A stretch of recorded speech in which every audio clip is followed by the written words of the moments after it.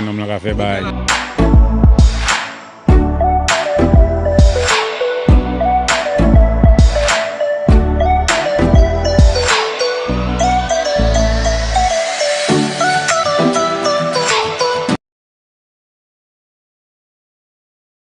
How are you doing, sir? Good evening.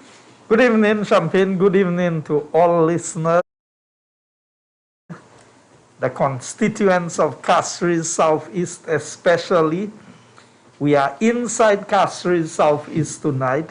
We are in your homes, in your cars, in your living rooms. Mm-hmm. We are there with you on the internet, on GVD TV, and on Sky 93.1. That's right. I would like to officially welcome Dr. Wendy Bailey Joseph, who's accompanying me on the program tonight, and let me allow her the opportunity to greet everyone before we begin the discussion tonight. Thank you very much, Minister. Good evening, Champagne. Good evening. Good evening, all of the listeners. Those who are at home, well, I guess everybody should be at home by now. maybe the frontline workers probably still out wrapping up loose ends or taking care of us, because it's what they do. Indeed. And we thank them for that. So good evening, everyone, and I am extremely happy to be here this evening. Now, Champagne. Yes. You may wonder, why am I in green tonight? I was trying to figure it out. Mm-hmm. Yes. Green mask, green jacket. Yes. Well, guess what? I am shouting out to Maria Garetti House tonight. All right. From the St. Joseph's Convent. Let me tell you, ladies, have no fear. Have no fear. You are going to emerge the winner because you're just that good. Oh, boy. Okay? We should give them the best. Maria Garetti tonight, the Garetians is what I call them. They're big, they're bad, and they're in charge. Yes. So, hats off to you girls. We're going to emerge the winners of this virtual sports meet. So, were you part of that house when you were in at the convent? No, I actually did not attend the convent. Oh, you did not? One of my favorite nieces attends the convent. Oh, okay. However, when I was at my secondary school, at Corinth Secondary School, yes, I was in the greenhouse. Oh, wow. So listen, my blood is green. Okay? I run in green. Okay. And so I am with the Maria Garetti house 200%. You know, I was thinking maybe we have a new political party in the Maria Garetti? Yes. All right, well, beautiful. Well, we're here with Miss Dr. Wendy Joseph, and a beautiful lady, as always, St. Lucia. And she's here to discuss with us the discussion that's going to be here this evening. Over to you, Mr. Minister. I know you always have some greetings. Special greetings. There are a few people who celebrated their birthdays during the week, some on Valentine's Day. In fact, yesterday, it was a rather subdued celebration of Valentine's. Nevertheless, it is the environment in which we are in, so I want to shout out Janelle up in Worcester, in Massachusetts, who celebrated her birthday during the week that just last week. I know there are a few other persons, Shana Kodra in Odsa. I know she celebrated her birthday, I think, on Saturday. And all other persons who, in one way or the other, had the opportunity to celebrate something, whether it be a birthday, an anniversary, some special achievement or attainment. I wish everyone all the best, God's blessings. As we continue to battle with COVID and deal with the situations that are before us, I want to extend sympathies to all the families who have lost loved ones through one way or the other, those that are COVID-related and those that are not COVID-related. Also, I want to express my concerns for those who have been impacted financially by the onslaught of the COVID pandemic and what it has done to not just St. Lucia, but the world. And I know we have listeners far and wide. And for those in isolation, I have been told, Champagne, that the biggest, in fact, one of the hardest parts of dealing with COVID is the isolation, being separated from the people that you love. And you know, when you are sick is when you need the greatest level of attention from family, from friends and loved ones. You know, when you get a visit when you are sick and when someone visits you, it kind of take away your mind from the pain for the for a little moment. while, yeah. And you are able to, you know, to focus your mind elsewhere. COVID is a wicked disease. It's a wicked virus in that it causes us to separate, and when you need people the most is when you cannot have them close to you, not even your most loved ones. So I want to say to those persons who are battling the COVID virus, who are in isolation, whether at the facilities, at the hospital, or even at their homes, that they need to do it to remain in isolation for the better good of the rest of their loved ones. Yeah. And you know, just like parents sometimes would rather be the ones who's sick instead of their children, especially babies and little ones who cannot really express how they feel. And that is why we appeal to everyone. Let us play our part to try and protect everyone around us. We should not want COVID for even our worst enemies. So the protocols remain in effect. No matter what happens in the business environment, whether the country is open or it's closed, the fact remains that if we follow the protocols, and today we had a very interesting discussion by one of the persons who had headed the Southern Taxi Association for many years. And he said that according to their knowledge, not one of the taxi drivers have been had contracted the virus. They have not contracted the COVID virus. Yes. Not one of them. Even if they are the ones who do the transfers to the hotels, they transport people, they do a lot of things that because they follow the protocols. Yeah, I could tell you There's from my strict end. adherence. Well, you are at the airport I could campaign tell and you you from would our know end, that. we are in direct contact with the passengers immediately after they comes out of customs. And our 15 members, but we don't work every day now. It has been a rotation period, but not one of our guys, thank God, have contracted the virus. So something is working out at the airport. The protocols have been followed. Now, Champagne, since I have my wife here on the program with me tonight, I am not sure that I may follow the normal procedures and processes of highlighting. So we're not doing the politics? We're not going into all those books? We're not doing... Yes. I know it's a special occasion, a special program. Yes. We will deal with some of that. I think I will highlight a few points and then go to that. Hey, Okay, beautiful. I almost forgot that my secretary is really... my secretary is celebrating her birthday on Wednesday, Yes, Hermina, and right. I want to shout Her mom her called out this morning. tonight. Yes. I know her mom is a regular Oh, my caller to goodness, this program. every day. So, Hermina, advance birthday greetings to you. I'm hoping that you have a lovely day as your special day of celebration is approaching. So, I need to touch a few points on the politics before Yes. Wendy comes in for us to discuss some of the other issues. Right. And I've said to you, Champagne, on the program that it is easy for people to talk. And during this week, I've heard some comments that have been made in various parts of the media. I have highlighted that, but I think I need to highlight it again. Please do. And I am going to read a quote from Hansard, 9th April 2014 and 30th April 2014. And that was a debate we were having in the Parliament of St. Lucia. In this debate, Champagne, we were highlighting, I was raising some concerns about the level of expenditure that had transpired with the government. And I will read from page 43.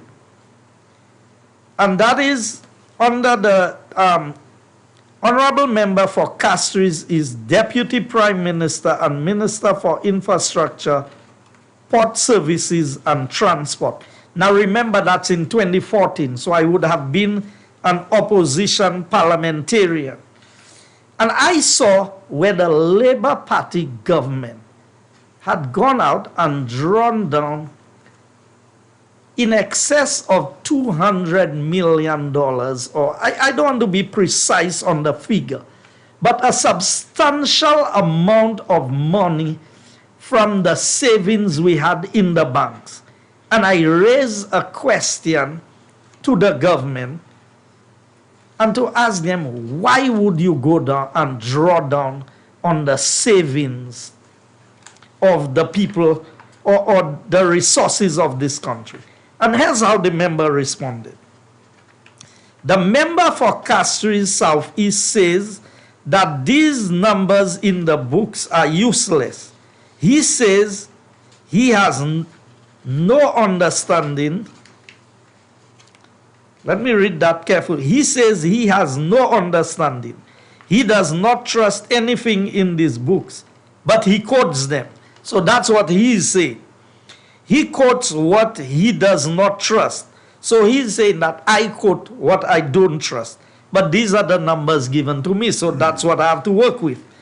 The member for Castries Southeast makes a hue and cry, H-E-U, hue and cry, about drawdowns from banks, and he says, what do you do with that? Where have you got the money from? And then his response is, it is very simple. Very simple, Mr. Speaker. It is written on page 7 of the Social and Economic Review.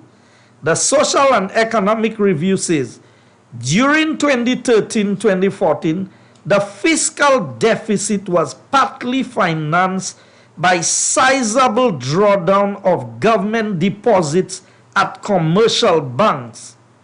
Consequently, the growth in the public debt slowed to 4.9%.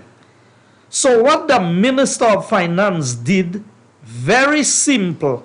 Instead of borrowing money at possibly 7.5% or at 6%, he would use the money from the commercial banks because the deposits to the commercial banks are only 2% or even 1%. So there is a savings on the spread of the interest rate because you have to borrow at 7, and when you have when you have to vary a deposit in at 1%, 2%, and Mr. Speaker, that is further provided or proved. An overdraft is even higher. The overdraft rates are very high. So you leave the money in the bank at 1% and 2% and you borrow. So it is a choice that the Minister of Finance made because it is simpler. It makes more economic sense at this point to use your cash instead of borrowing. So when the Labour Party said that we left government and we left the country broke, that was a lie. Because the evidence is showing here that he is admitting, and from my knowledge, there was in excess of 200 million in the banks, whether it be through overdraft deposits and all the different mechanisms that government has at its disposal for accessing money. So the government of the Labour Party was planning a budget where they were spending more than they were earning. And what they did, they went and they drew down on that money. And he says that's very simple. Now, that's a man aspiring to be the Minister of Finance of this country. You are telling me that you are going to go to So is the member for Castries East and not Southeast? Because you said Southeast. No. He is responding to me. The member for Castries East. That is his. What I read there. You're right. What I read there is his contribution. So he's saying what was done was very simple. Yes. All we did was, now everybody knows that you can have savings in a bank, but you're not going to draw down on all your savings. You will go and take a loan if you want to buy a vehicle, and you have the vehicle $60,000, and you have $60,000 in the bank. You'll go and draw down your whole $60,000 and just go and pay for the vehicle.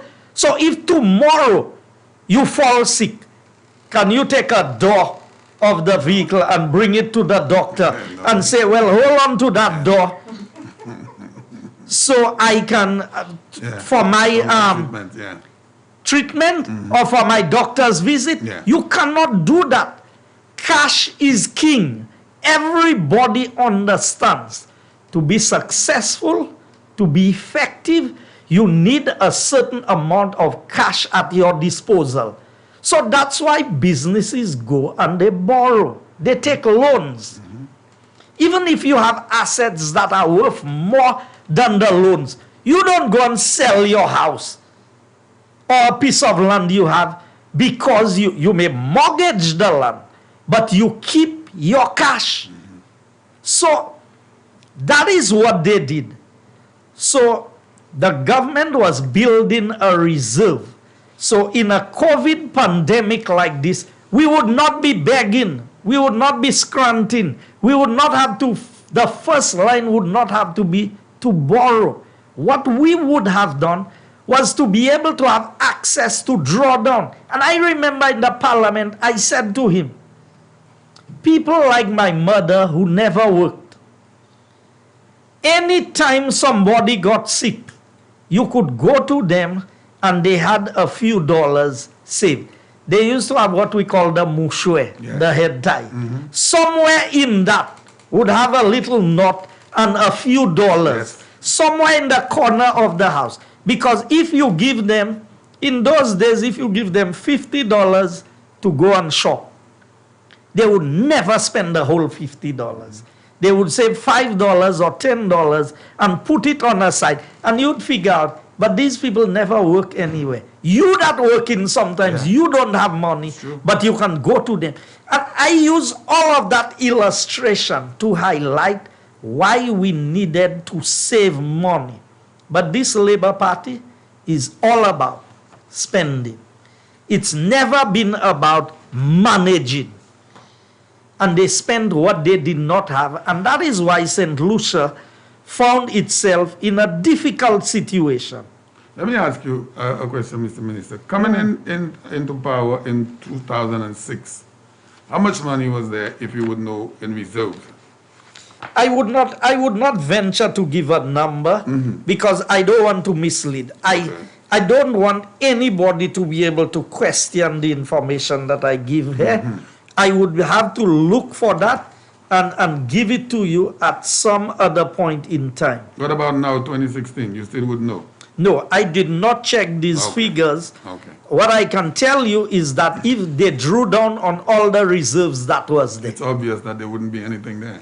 I know there was in excess of 216 million, which they drew down on.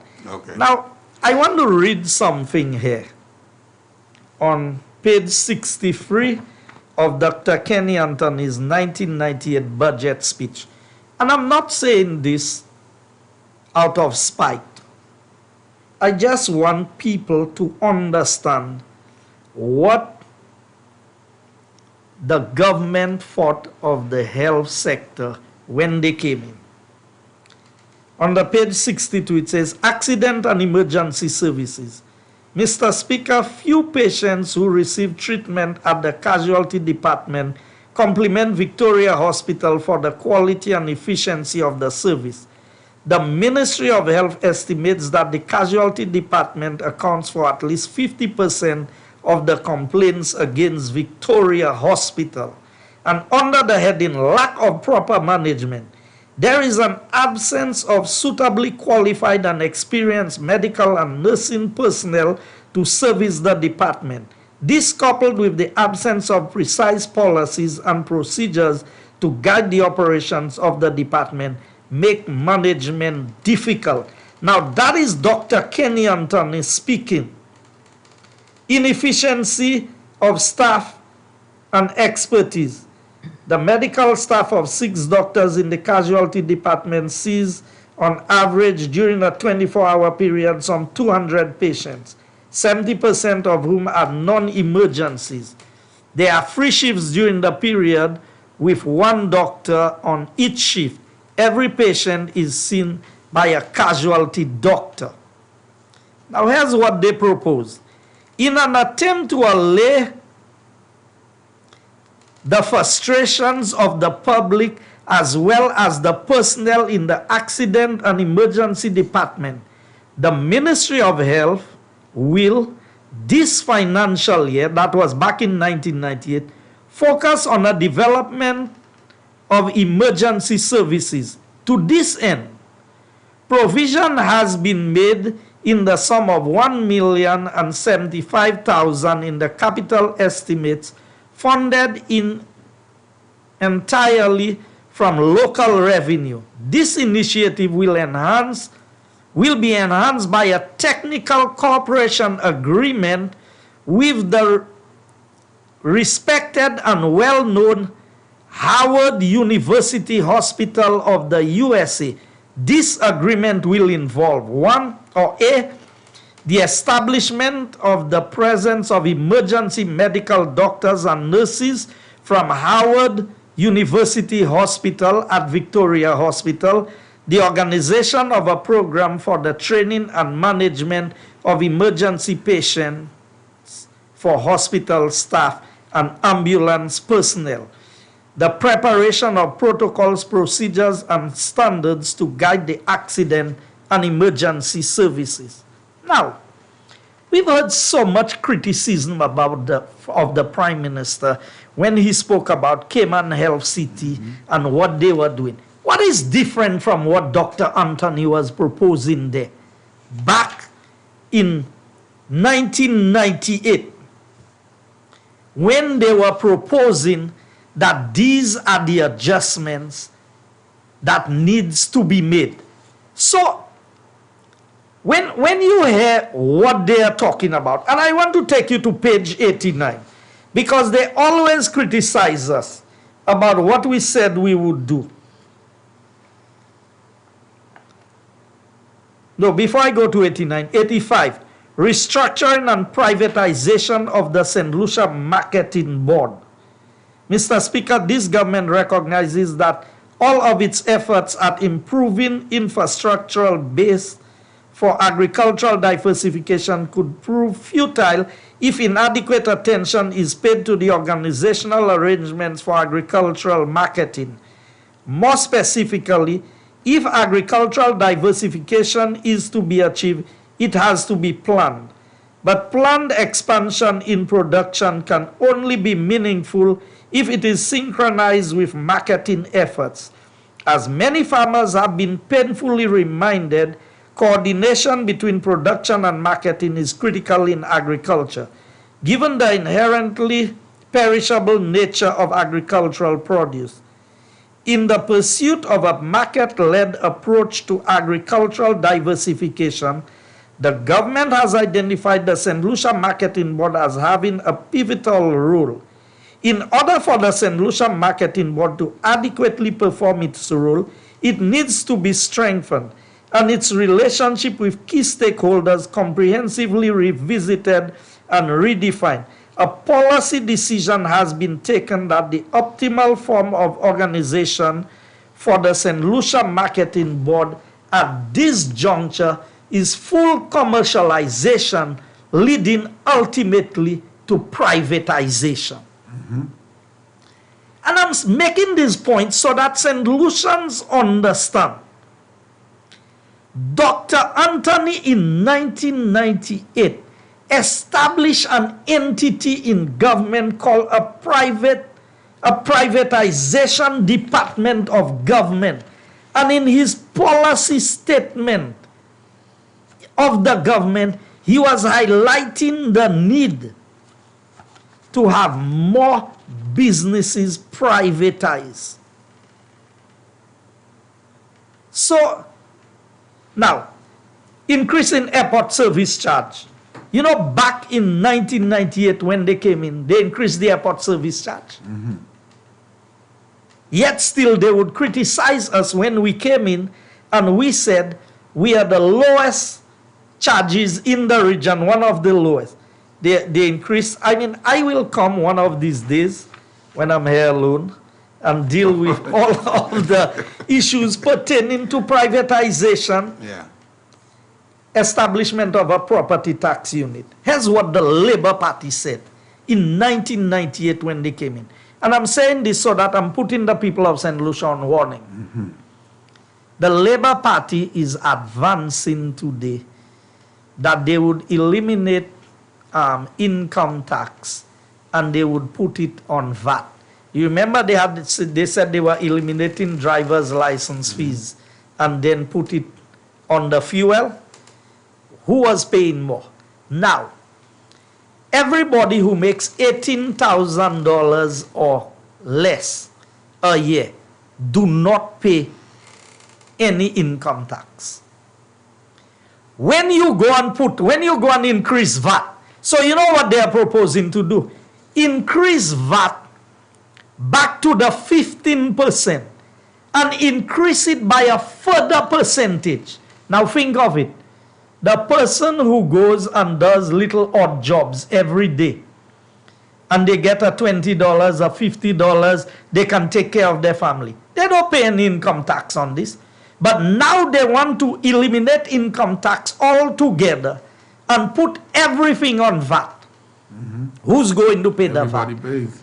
The poor people will be paying the same rate of VAT as the rich people or the people who are well off. So think of the man who earns $200 a week having to pay the same VAT rate as the person earning $10,000 a month. And you telling me that your policies, because we've said it to the people of St. Lucia, that the Labour Party will increase VAT the day they make it back to government, because they were upset that we reduced VAT from 15.5 to 12.5. Now here's what he said about property tax. The first policy measure for this fiscal year concerns land and property taxation. In the contract of faith, which was the manifesto, the party that now forms the government indicated that it would increase recoveries from property tax and from property enhancements brought about by public sector investment. Hear what he says, and I want the people of St. Lucia to understand. We are not disguising what we are doing. We come straight and tell the people. But here's what the Labour Party had proposed. Land and real property taxation has the potential to be a more significant source of revenue in St. Lucia.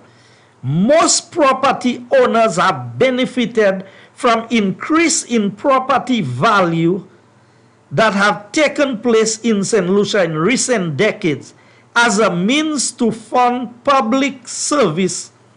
Property taxation is a useful addition to the array of other taxes because public services are capitalized into the value of the property, and the tax is a way to capture back some of those benefits to help the public service. So what the Labour Party was saying there, when we come and fix a road in your community, it gives your property a higher value. So what they were trying to do now is, you remember they had set up that evaluation committee and they were going and measure everybody's houses. And then they wanted you to pay tax based on an assessed value of your property. Because what they are saying is the road has enhanced the value of the property. But today the UWP is building roads, and they are telling you the roads don't have no value. Yeah. So isn't the road accumulating the value or increasing the value of the property? But look at how we are doing it. We introduce $1.50 on fuel as a fuel tax. So if you don't own a vehicle and you don't drive a vehicle, you don't pay for fixing the roads. Isn't that a fair way of taxing? Your vehicle saves on spare parts. There are all kinds of benefits to be derived. And for the 5 years, almost 5 years we've been in government, nobody has had to pay property tax for their individual home. Businesses pay property tax. But all individual homeowners have been exempted for the past 4.5 years from paying any property tax in this country. Yet still, what the Labour Party was proposing to do, as soon as they came in, was to start taxing people. And you know that they had measured people's houses. They had put in a unit to determine the value of your house. And they would charge you a percentage of the value of your house as property tax. The approach of this government is a fixed rate. So if you fall into that band, then you should pay that fee. And it should be a fee that is very manageable, not the kind of thousands of dollars, but what we said, to allow people breathing space. We exempted property tax for almost this entire period of governance. So I want the people of St. Lucia to pay attention to what the Labour Party is saying when they tell you they will spend money. You know where they come in to get the money? From the people. From our pockets. Yeah. They come in and take Yeah. the money Yeah. because they have no means. Now, I need to bring in Wendy into Yes. the discussion at this point in time. Well, we didn't just bring you here just to look at the studio. We know we brought you here for a particular reason, and we are very happy to have you here in studio with us. So welcome again, Ms. Wendy Joseph, and we know you want to address the people of St. Lucia, so you could go right ahead. Thank you very much, Yes. Champagne. My concern as a citizen, Champagne, is what is all around us right now, which is the COVID pandemic. Yeah. That's the island and the entire world, by extension, is experiencing right now. I have just an admonition for my fellow citizens, and they've heard it over and over again, but you cannot say it too much. We need to protect ourselves. And those of us who are not concerned about ourselves, and we figure, all right, whatever, you have family, you have loved ones, and you have an obligation to protect your loved ones, to protect your family. Yes. One of the ways that we can do that, and it's been on the airways, it's been all over the place, we know that one of the ways we can do that is by boosting our immune system. Now, the church that I'm a part of, which is the Seventh-day Adventist Church, we have an arm in the church called medical missionaries. And what it is that we do, these individuals are trained in the simple remedies that can help persons to, get better, and also assist them in living lives where you pay, less money to the doctor. Right. The simple remedies of nature given by God, because the Bible tells us that the herbs are for the healing of the nation. Okay? And so what the medical missionaries have come up with, they've come together and put a protocol to help to fight COVID. And those persons who are on YouTube and on Facebook, they would have noticed that many individuals are getting better. The duration of COVID is shortened as a result of that. And Champagne, you won't believe what it is. And this protocol is free.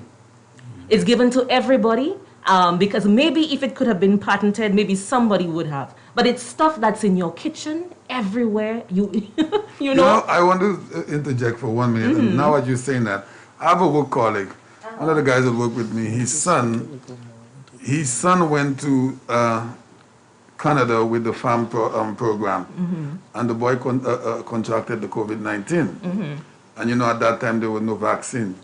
You're not going to believe what he told me. His son said that the ginger, seriously, the ginger and the bay leaf, he said he thought he was going to die because there were no cures at the moment. And the boy told his father all he used was the ginger tea and the bay leaf. He drank it repeatedly every single day, and that healed him, you know. Now because you're saying that, it just came back to me. The simple, and that is why I go back again to what God said, that he uses the simple things of the earth to confound the wise. You know, so there we are thinking that we're going to get all sorts of big medication that's patented by people and you have to pay hundreds of dollars for it. But we are seeing there that just the simple things in your backyard, in your kitchen, everybody has it in the kitchen because they use it to cook. But how do you know which is the right one? Well, there is not just one set because a lot of those herbs and plants, a lot of them carry the same kind of properties based on, you know, I mean, you group them into different groups and they have the properties. But let me tell you things like what? The turmeric. Okay. The turmeric. Yes. So the thing we call chichima. That's right. And so this is what the medical missionaries came the Caribbean and some from the US, they came together and they put their heads together because each person in the different country, they're using their own protocols. But what they did was put their heads together and they came up with something called the super flu bomb. Right. And people have been using it. They've been using it in hospitals. A lot of people in the US have used it. St. Lucia. I mean, I wish somebody would call when the lines are open, call and tell us whether you've used the flu bomb or whether you've used the protocols from the medical missionaries and what was the result? How did you feel? What happened? So how is it prepared, the flu bomb? So here's what it is. It's turmeric, 6 inches of turmeric. It's 6 inches of ginger, 10 cloves of garlic, 2 medium onions, lemon, 6 to 12 lemons squeezed, cayenne pepper, which is about 1 teaspoon, or if you have the capsules, you open 5 capsules and you put in there. Now, not just any cayenne pepper. The cayenne pepper has to have a greater heat unit, which is 90,000 to 120,000 heat units. Okay. Now, you may not use that for food, so you can get that from the herbal stores. Okay.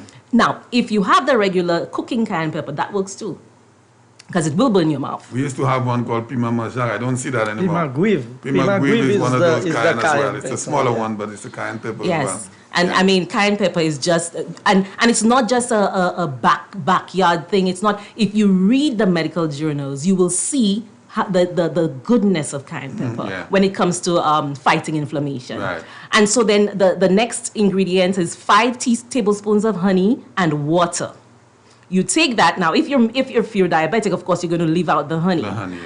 So you take all of that, you blend all the ingredients together in 2 cups of hot boiling water. Next, you let it draw for about 40 minutes, and then you put it in the blender and you blend it powerfully too. Now, you may strain it if you want and take out the pulp, but my thing is the pulp is roughage. Yes, exactly. Okay, the pulp is roughage, so you eat it and it helps. Like you eating, Yeah.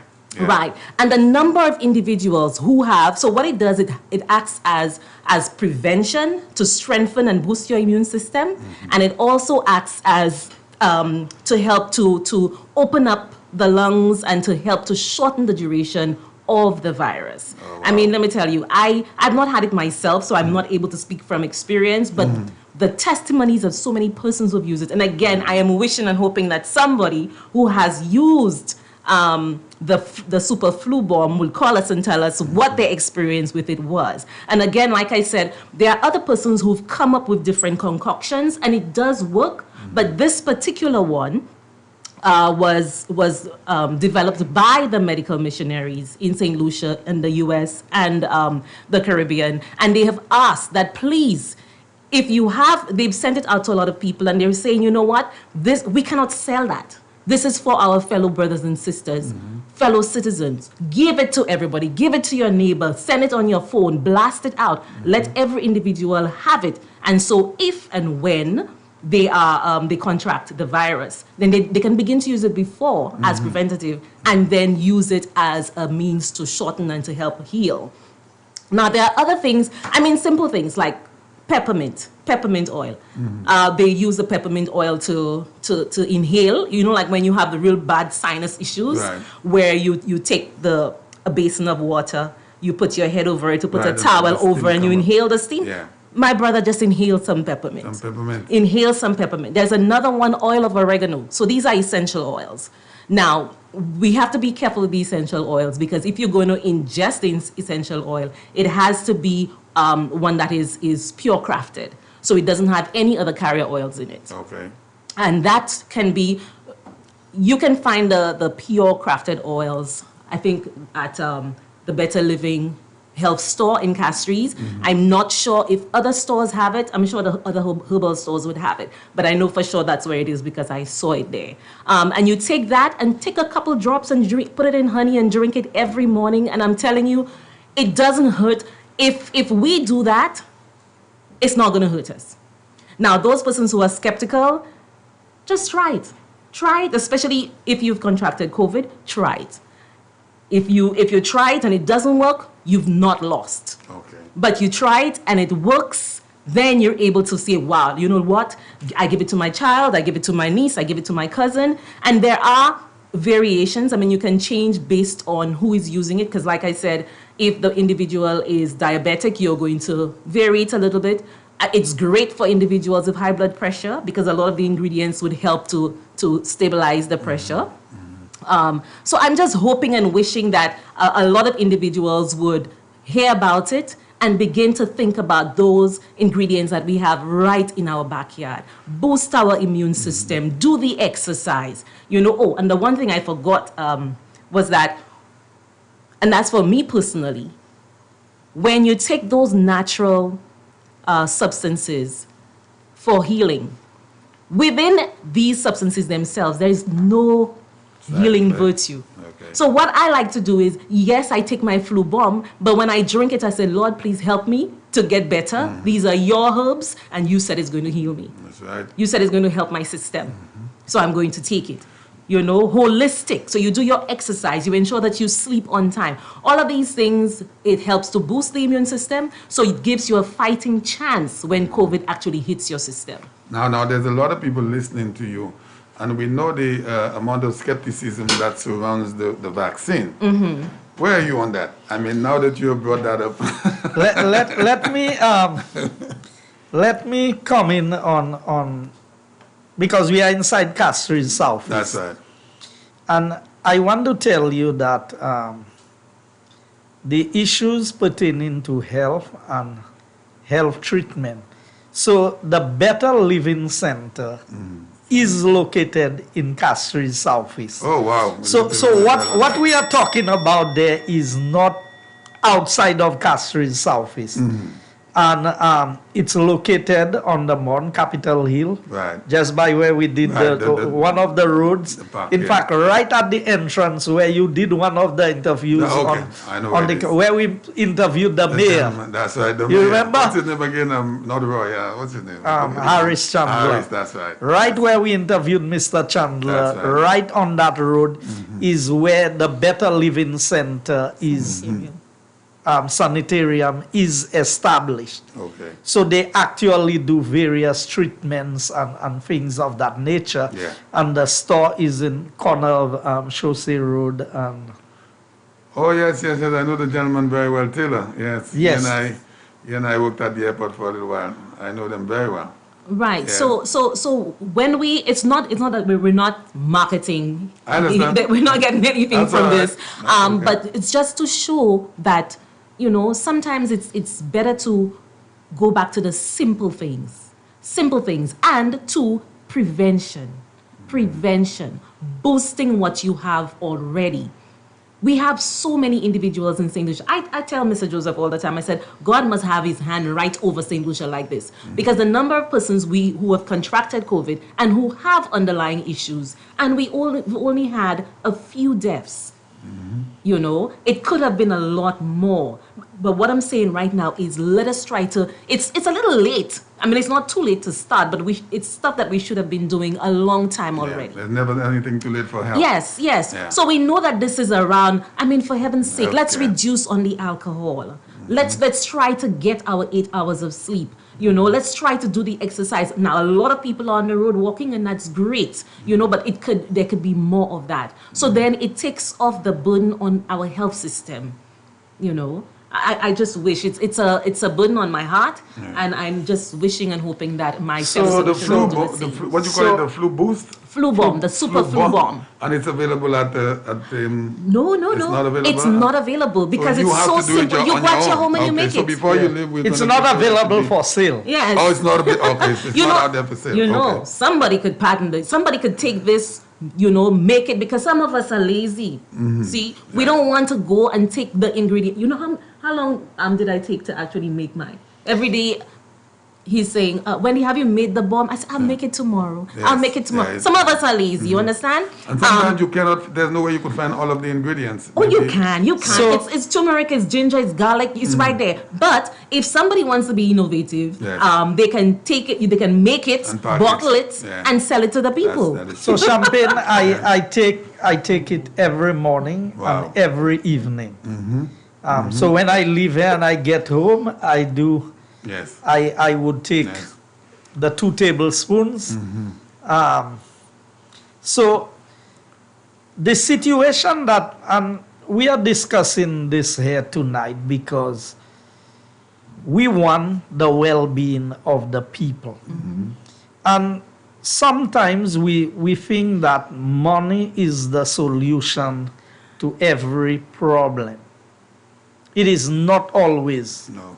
the solution, because you can have the money Yeah. and you cannot find a doctor to see, That is true. especially these days. You want to make an appointment to see a doctor and the doctor is not available, so there's very little you can do to so it's not just whether we have the means and the resources, and the things that are spoken about there, they are very simple. Yeah. And the good thing about it is not just good for COVID or for the flu. It is good generally for building your body's immune system Yeah. against anything else. Now, I don't come here and talk to people about things that I'm always used in an experiment. So whatever because Wendy is very much into the health. Right. So she had me to fast for 7 days. Wow. 7 days, no food, No food. no juice, no fruits, just chlorophyll water and coconut water. He had to reset his system. So, and I fasted for the 7 days. My cabinet colleagues are aware of that. I sat down in the room with them, having lunch, and everybody ate their plate of food, and I was there. And you had your coconut water. I had my coconut water and my chlorophyll water. Wow. It was my mother and my brother's birthday. On the last day of my fast. Yeah.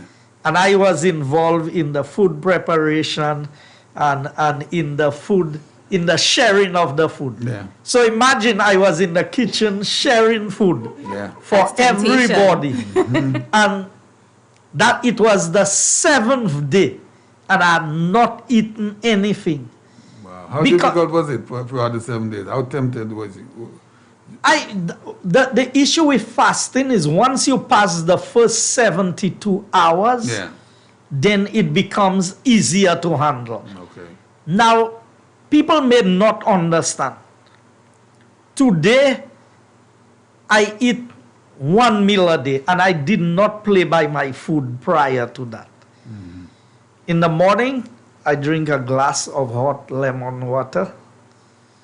I squeeze a lemon, put some warm water, hot water, and some cold water, get it to the Warm. right temperature Yeah. that I can drink, and I drink that. I eat lunch, and that's it for me. Now, that doesn't mean that will work for everybody else, because depending on your health condition, your situation, it may not work. But that is what we must have, a level of self-discipline. Yeah. And I think that that is one area that we are lacking.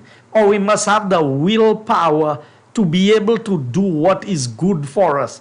Because I used to think, go and sleep with, I may skip breakfast and lunch. But when it came to dinner, that is when I ate the biggest plate of food. Yeah. You eat a big plate of food and you go and sleep. You know what that does to your body? Recipe for big belly. So Wendy, my living pattern is very bad then, because when I get out of here, even if it's 2 o'clock in the morning, I still eat. I eat anytime. Is that a bad practice? It It has not is. affected me. I don't think it have affected me, but I eat at any time.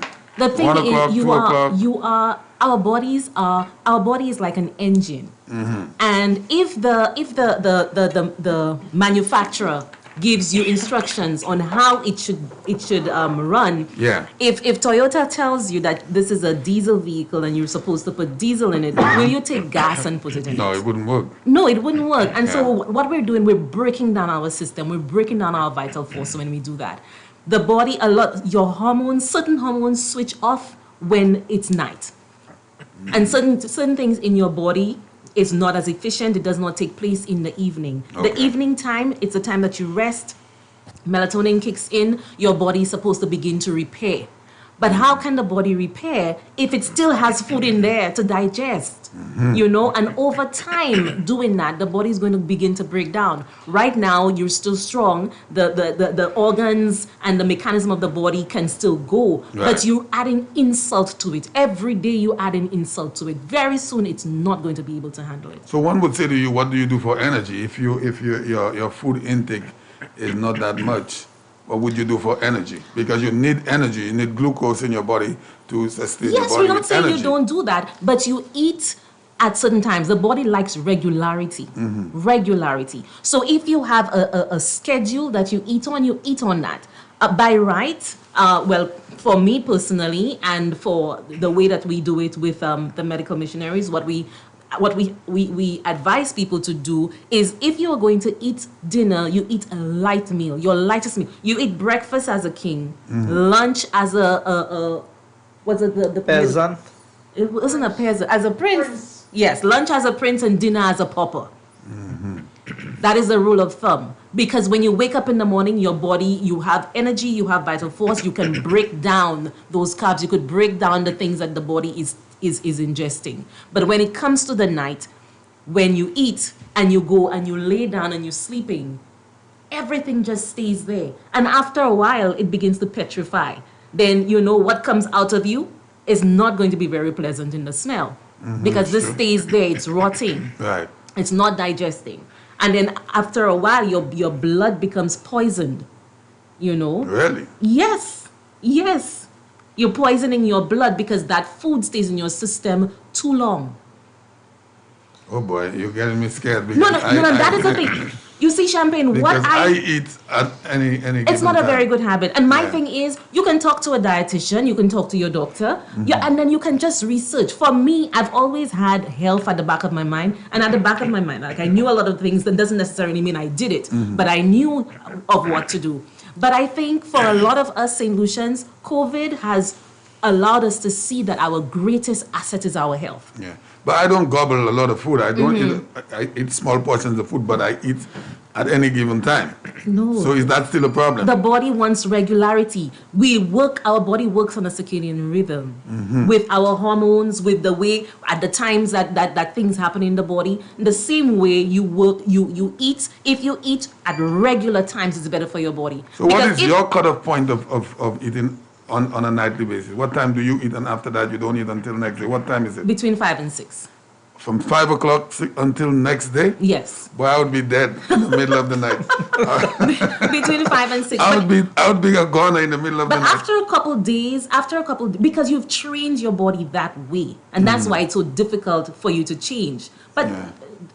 it happens. It can happen. How much time would it take for that discipline to kick in? If let's assume someone like myself, I say, okay, tomorrow I'm having my final, my dinner at 6 until next morning. How much time would it take me to get used to that kind of eating habit? Well, for me, I have an addictive personality, so I need to do the 21 days. If I don't do the 21 days, I'm going right back. But some people, it takes them about 2 weeks. Your taste begins to change. Because if you're used to eating at maybe 11 o'clock in the night, every night at 11 o'clock, your body is going to start to crave it. Yeah. You know? Yeah. Now, if you continue to, you start denying it, very soon that urge that you have to eat at that time is going to go away, especially if you feed yourself maybe at 6 o'clock in the evening and you don't feed yourself again. And by that time, you should be sleeping by that time. Yeah, Anyway. right, exactly. So maybe that's why you are hungry and you're wanting probably. to eat. There may be a little discomfort though. Your body might not, You drink water. Yeah. You drink water. You fill your stomach with water and you go to sleep. Now, I know that's hard for a lot of people. It's going to be a little difficult. But just for me, it's a lot of small changes. Small changes. Now, I will come to somebody and I will say, okay, I don't think that eating red meat is the best thing for you. That might be difficult. That might be difficult for somebody else. But for me, it's easy. I was able to get off red meat just like that. Yes. But other things, like for me, I'd like to get off bread. But hey, every time I see bread, I'm just so happy about San bread. Lucia, we are speaking tonight with Dr. Wendy Joseph, and this is not the program as normal. We are dealing with some nutrition here tonight, which is very, very inspiring, very, very interesting. And I did some things I didn't know because I eat at any time. So I'm really happy that the information that has been given here tonight is very So welcome. Champagne, I am an example of what we are discussing here tonight. My main meal was dinner. If I reach home, when I lived alone, if it was 10 o'clock in the night and I felt like cooking food, I would cook a pan of food It doesn't matter for me what to time. eat. It did not matter. Yeah. I had to eat at night. Right. And I could not imagine, I used to eat 3, 4, 5 meals a day. I was weighing 184 pounds. Oh, that would make you overweight for your height. Now, Yeah. this morning when I weighed, I was 164.6. Wow. And That's a I do 20-pound one jump. meal a day. My area of where I have not been consistent is with my exercise. I have not been exercising. So what I've been able to control is just with how I Eating eat. process. Yeah. And up to today, I was telling my colleagues, I eat one meal a day. So you just got started with this program, or you? how No, long ago? it's been a little while that Okay. we've been like that. But we're not saying that everybody should eat one meal a day. It's not for everybody. And when you're starting off, you may not be able to do that because the body is not used to it. But if you, like I said before, if you make breakfast your most important meal, your biggest meal, that is what breaks the fast, and you make it as nutritious as possible, then you're able to make your lunch a little smaller. And of course, in between, drinking water, because that water will kind of satiate you. Wow. And then for dinner, if you have dinner at all, you have it as light, just something light. So what is your one meal? Is Lunch. it lunch? Is it Yeah. lunch? Yeah. So you General. only- Now, that doesn't mean, there are occasions that I would eat. But I've found that since I've gone on that routine, whenever I eat at night, it becomes more of a problem for me Oh, wow. than if I don't eat. And I am highlighting that as being in government. Prior to COVID, all of your functions, dinner here, Yeah. dinner there, the kind of things you have to be eating all the time, Yeah. it becomes unhealthy. For me, alcohol is a no-no. Well, that's for I me don't as well. taste it, whether it's champagne, Yeah. whether it's wine, Right. whether it's a beer, whatever it is. Zero alcohol. Whatever alcohol that's in my system would be what you get from fruits or whatever else that has Maybe fruits have alcohol some in it. grapes, yeah, some grapes. Grapes might have a little something, maybe. I don't know if it's fermented or well, something. yeah. But, sometimes people find it difficult. I go anywhere, I take my toast with a glass of water, a glass of orange juice, or something. And I don't feel out of place, because all of us must have a measure of discipline in how we do things and why we do the things that we do. And I tell people, if we get, and the biggest challenge we've had as a government is the closure of bars and the ban on alcohol for the period. Yeah. People not so worried about food and about anything else. People are more worried about the alcohol. And I'm saying that if as a society we get to the point where abstinence from alcohol for a 2-week period is such a big problem, then our future is not looking good in terms of the outcomes that we are expecting. Sure. It is true. You want to come in there? No, I'm just, to me, it goes without saying. When sometimes you have to be in between a rock and a hard place to really see where you are and what's happening. I think that is what COVID has done for a lot of us. Well, not us. I mean, I kind of knew of it before, but it sort of like drove it home, that, hey, there was a time when you have some money in your purse, you're sick, you can't access the doctor, so your money doesn't make sense, So what could we have done? Maybe all along we could have been proactive. Maybe all along we could have been taking care of our systems, because we don't appreciate our system until it breaks down. When I was 15, who cares about my system? When I was 18, who cares about my system? But from the time your body starts to give you signs and signals that you are not invincible, that that chocolate does have it could have a negative effect on you. When you start seeing things as you get older, then you begin to take stock. But for me, my admonition is, even the younger ones, you see what's happening, jump on the bandwagon. Begin to focus on your health. Begin to go out, exercise. There's a time exercise was like a fad. Everybody's doing it. They're wearing the best gym wear and whatever. No, you go on the road and you just walk in the sun, getting your vitamin D, not having to take any supplements. We have a mammoth task on our hand to try to get our people disciplined, especially particularly with the alcohol. It is something really, really terrible for St. Lucia. I can tell you that. Even when the ban was placed on the liquor shops, the little cabarets, as we say, the guys still sat outside of those bars. They still sat there.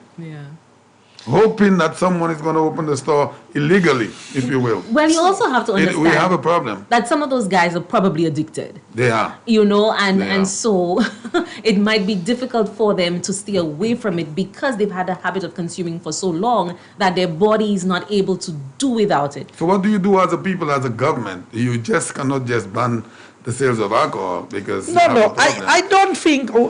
Champagne, the issue that we are highlighting here is that we need to take a certain measure of responsibility for our own well-being. There are things that the doctors will not be able to fix.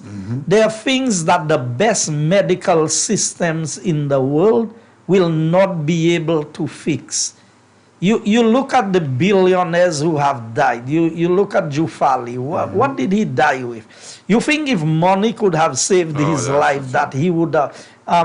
Steve Jobs? Steve Jobs, from Microsoft. No matter what it is. So all of us have a time. No matter how healthy we are, we will die one day. I think it's the pain and the suffering that comes with it. And it's just basic things that we are required to do, and that is what we are highlighting. So we'll move a little away from the health discussion and go into some of the more political things in terms of managing. And I am sure you've always said you would have some questions. I mean, how we cope, how we deal with... Some people think that I'm very difficult to live with or to deal with, because I guess the image that they see, what is highlighted in Parliament and what is highlighted in the media and what is highlighted maybe on a platform. I love debates. I love arguments. I love to be part of this thing. But Mr. Minister, the people have to be reminded at all times what our country is faced with and what was it faced with the Labour Party. It's an actual fact. We cannot get away from it. So when you, in the House of Parliament or on a political platform or in here, bring us the evidence with those books, with what was said, what was signed, these are things that the people of St. Lucia need to know. Yeah. We cannot afford to hold these things back. No, I agree with that. But the point I wanted to highlight, and my wife is here and she has a mind of her own. People have accused us of a lot of things in the past. This is a lady who has always worked for more money than I have. Well, now, you didn't have to tell everybody. So I'm just saying, it's easy for people to look at you and label you. And I've not come across a more honest person in my life than my wife. And I'm not saying that just because she's here. And people will tell you, oh, you can come on TV and you can say that because that's what you want people to believe. The fact of the matter is, that is who I live with every day. There's no pretense in our relationship, in how we get along, and people will figure out, my money is, more of my money is spent on the constituency than it is spent on her. In fact, she spends more on me. I want to ask you something though. And now you said that your wife is not involved with politics. Well, maybe she is now with the constituency having events there. But she was never involved as a politician. And because the target, some people have targeted you and said all kinds of allegations leveled at you. But they have brought your wife now into the equation. How did that make you feel the first time it came out? She will speak for herself. I could handle that, but I felt for her because she never wanted to be in the public domain. So she's here, and I can say that. She was not allowed to wear my UWP t-shirt when I ran for elections the first time. You know why? Because she was a teacher. Okay. She was working with the government. And I told her, you cannot wear the t-shirt. She would wear a regular yellow shirt. She would not wear a UWP t-shirt. I remember when she resigned, and the first time that she was going to wear my UWP t-shirt for Castries Southeast, she said, now I can wear what I want. the shirt that I always wanted to wear. You know why? Because I tell people, I don't play by double standards. If I know that this is not what it should be, how can I ask you or encourage you to do it because you're close to me, and somebody else, I will condemn that person for doing it? I do not operate that way. And that is my biggest critic. The day I make a mistake, now, her English is 10 times better than mine. So, you know, we develop bad habits as children growing up. We used to deliberately speak bad English. Really? Yes. You know, kids in the community, so you want to sound funny, so you would say things that is not the proper English. And there are some things in English that sometimes I would be writing a speech and I have to pick up the phone and call her and ask her, okay, so what's the correct thing that I have to say here? Which is great. That is good. That is the relationship. I mean, she's been a teacher. Can you believe that she taught kindergarten? I used to wonder. I tell her, how you managing with 20, 30 little children coming to school to teach them the alphabet, and in 1 year for them to come out of kindergarten and, well, at that time it used to be stage 1 when she started teaching. And then and I think that's the area of teaching she enjoyed the most. She taught at the secondary school level, and then she taught at the university level. We need to give her a bell on that. We always give the bell for great accomplishments. I said that, we always give and the it's bell. important. It's not coming on being boastful. It's not about putting our business. Everybody think they know our business. And so they put out what they want to put out. And even when you tell them the truth, they will still. Champagne, before I came into government, you can go and check the records at the Ministry of Transport. I had about 12 vehicles before I came into government. Between trucks, buses, private vehicles. I remember you. When I came into government, I had 2 vehicles. Everybody was accusing me. La gouvernement where machine ka drive abwesa. But they forgot what you had before. And that's why I'm saying she is sitting here today.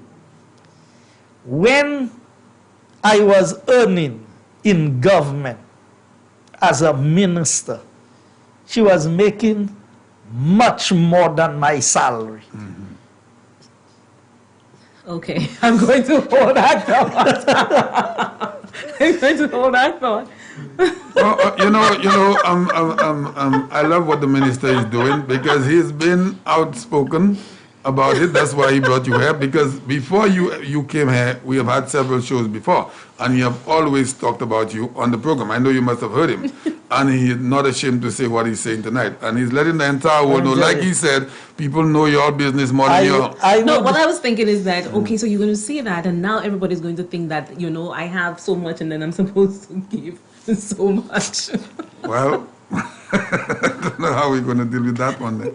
But it's just been real. No, that's the reality. So if people see that we accomplish something in our lives, none of us don't drink, we don't gamble, we invest, we do things together.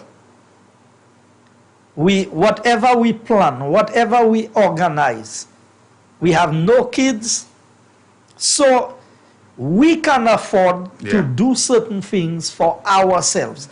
But everybody want to label you, and everybody want to brand you, and everybody want to say all kinds of things about you.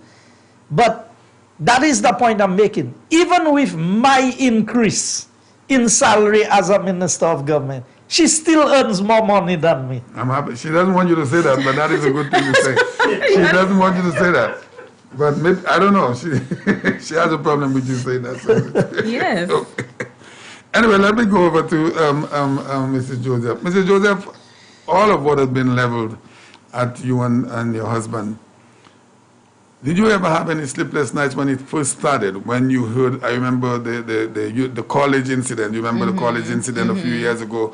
How did that make you feel? Did you have any sleepless nights, or you were a tough person and said, it's going to go away? Initially, it kind of shocked me. I was like, really? I mean, can somebody be that stupid? To just, because somebody, it's like, I'm thinking, you've heard something, and then it's just like a wind, and it becomes the truth. Yeah. And I was like, that's how it happens? And so before that, it was all work, it was all, determination. I had all of that. But I'd never had the opportunity to experience that sort of, I'm looking for a word to describe it. Just accusations leveled at you, and you have no idea what they're talking about. But very shortly through it all, and I look back at it right now, and I'm thankful for it. Because you know what it did? It allowed me to develop a thick skin. Right. Oh my goodness, let me tell you. But this because of your skin was husband, not thick, but now it is. Because of your husband being involved with the politics, did you have an expectation, though, ahead of time? I did. I expected that, and not just a politician. this politician. That's right. Because That's right. this politician is extremely vocal. That is the point. And That as is much it. as he receives, he can He throw. could, exactly. You understand? Exactly. So it's not Yeah. like, so I knew, I mean, this is the person that I've known for many years. Yeah. This is how he is. Right. He is not the type of person to he's not going to drink what you tell him just because it's drinkable. Because, exactly. You know, he will take it, he will digest it. And what I always liked about him, and it could be a flaw, and it can also be an asset, is that he likes to play the devil's advocate. He likes to think outside of the box. And for some people, that's irritating. But for me, as a professional, that is what you're looking for. Right. You're looking for, You're when I looking for the teach, I'm challenge. looking to have children to learn to think outside of the box and not to be, regurgitators, not to be mirrors of other men's thoughts. You're looking for the challenge. Of course, All of the of course. challenges. And a lot of, in education, a lot of times they're teaching us to just be reflectors, to be mirrors of what other persons have said and what other persons have taught. But I've always liked the fact that he's not like that. So he comes across as being, sometimes as being disagreeable, but that's not what it is. It is that he doesn't follow group think. Yeah. So you're sitting in a meeting and everybody is there and one person has a suggestion and everybody, like sheep. Yes. No. Is there ever a time... Somebody has to think outside of the That box. is right. Of course. Is there Of ever a course. time that you're afraid for his life? Is there ever a time it runs through your mind? Any? I have a God. Yes. I have a God. And even when that fear might want to creep in, man, I have a God. And that God, listen, he's powerful. I can sit and talk to you all night about him if you want me to. Yeah. So no. Like I said, when the thought creeps in, I know exactly how to Because the reason why I ask you that, I've been around a little bit, and I know there are some politicians that are afraid for their lives. Even Okay. if they're involved with government, in opposition, they are afraid. And I can understand why. And you can understand Yes, that. So, yes. so most of them sometimes stay quiet. They don't want to be outspoken before Yes. somebody comes after them. This man has been outspoken from inception, from day one. And this is why I ask you that. This is why I ask you the question. I'm certainly sure it must have run through your mind maybe once in a little while. But qui sa gagne di l'argent ya, where you bagay vini de, you know, that kind of thing.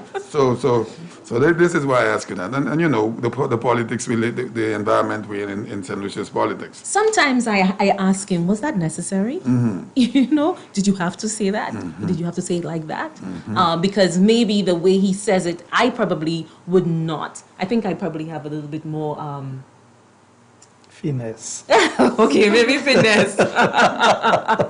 Finesse in the way I'd see something. But the truth is the truth. Yeah. And he went into politics not for good looks.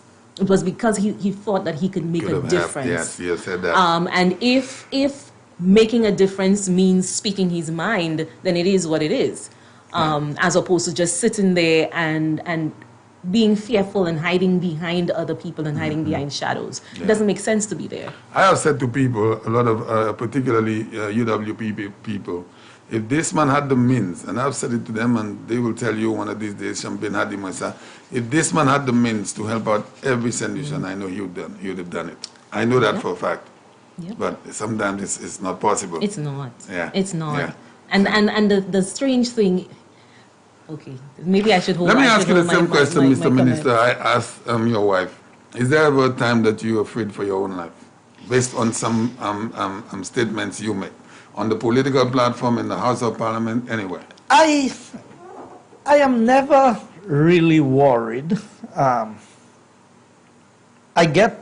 am more concerned for the well-being of my family than I am for me. Because I guess with the mentality that I have is that I can deal with that. But I wish that every accusation that has been leveled at her was at me instead, and she was left out of the equation. Yeah. Because she's not deserving. Yeah. And she will tell you, I don't burden her with anything that goes on in government. She has very little knowledge of the inside runnings of anything pertaining to government. Right. You see, when I took my oath of office, and I know that what goes on I cannot discuss out there, and she does not question me. If I choose to tell her something, Yeah. I would tell her. There would be things that's in the media she knows nothing about. Because I did not want to be in politics, Champagne. I never started out with the intention of being in politics. I tried to push everybody else into the politics and to support them. When Sir John asked me to run, I said to Sir John, I don't want to. Barbara can tell you that, Spider's wife, Yeah. can tell you how many months she was speaking to me and trying to encourage me to come in. This is not somewhere where I wanted to be. I was making a comfortable living outside of politics. Yeah. That's the sad part of it. And you come in and you give of your best. You see, these days they have people going around and begging for a chance, as if St. Lucia is some lottery, Yeah, or as if SITS is something that you know you want to take a chance. Like a tune. Yeah, Yeah. it's either you have it or you, Or you don't don't. have it. It's true. And the people who make the best politicians, the people who make the best workers, are sometimes the people who never had, you know, they didn't push themselves. So if you have a club, you see the man who is pushing to be president, he's more concerned about the title than he is about the work. So he wants to be that person. Whereas the true worker will work in the background. I tell them, people always are saying, oh, you want to be... I tell them, I don't want to be prime minister. If Wendy had her way, I would have left politics a long time ago. Oh, yeah. Oh, really? I said the cat. Yep. So when people think, and this is not, I told her, look here. But see- Mr. Let me interject, sorry. Being a politician for me is not something that's so bad. Being a bad politician is what's bad, because God has placed you with an opportunity to help other people. Isn't that a fact? There's nothing bad with my politics or I with wasn't- not politics. you, right. As far as I'm concerned, I say people only give what they have. At the end of the day, if you are crooked, when you come into politics, politics will not get you straight. That's true. Yeah. And that's what That is true. that's why I tell them they can carry all of their investigations, everything. And that's why I've raised that matter. I want them to release in the Parliament of St. Lucia the Linguist report, because the level of investigation that have gone on pertaining to me, and up to a day like today, nobody can come. All that you have about me is accusations. Then they have accused Wendy of things that, if she has done anything, she pays the bill so that I can do more for my constituents. So I don't have to pay the bills at home. She pays the bills. She does the things that needs to be done. Now people will tell you, oh, but that's your home business. Why? Because y'all have made us the subject of discussion.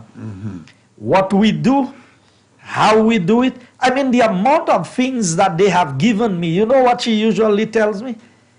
If 1% of everything they say that is yours was yours, we would never have to worry about anything for the rest of our lives.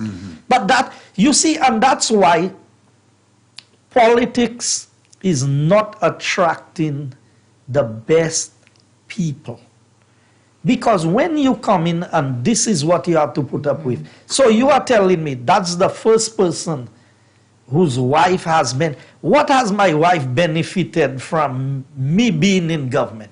She does not have a government job. She is overly qualified, with 2 masters, a PhD, and a bachelor's degree, and many years of experience. You know, if she gets a job in St. Lucia, what happens? She gets a job because Guy is her husband. Yep. Yeah. To serve on the Teaching Service Commission, that became a subject where you basically giving voluntary service. So you are telling me that because, and I see other politicians' wives who benefit tremendously from what government does. Yeah. And Our what labor government. code. But at the end of the day, like she said, it's because it's Guy Joseph. So people make it an issue. But you know what I admire about the constituency that I belong to? And that is why I would not trade Castries Southeast for anywhere else. You know, the people in my constituency, they don't have an issue. They respect and regard very highly the work that is being done.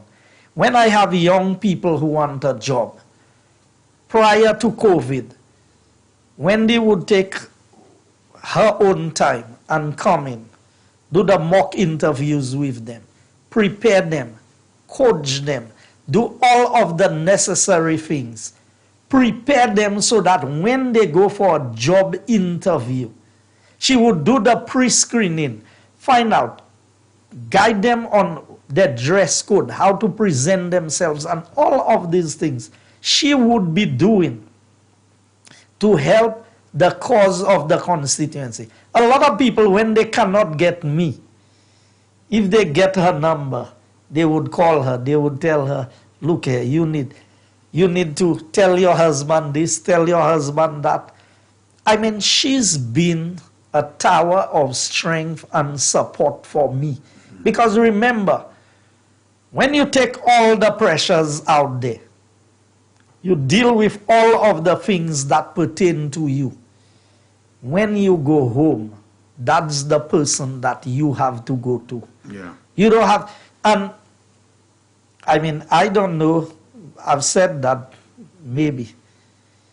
A lot of people try to imagine, maybe I will let her speak to that one.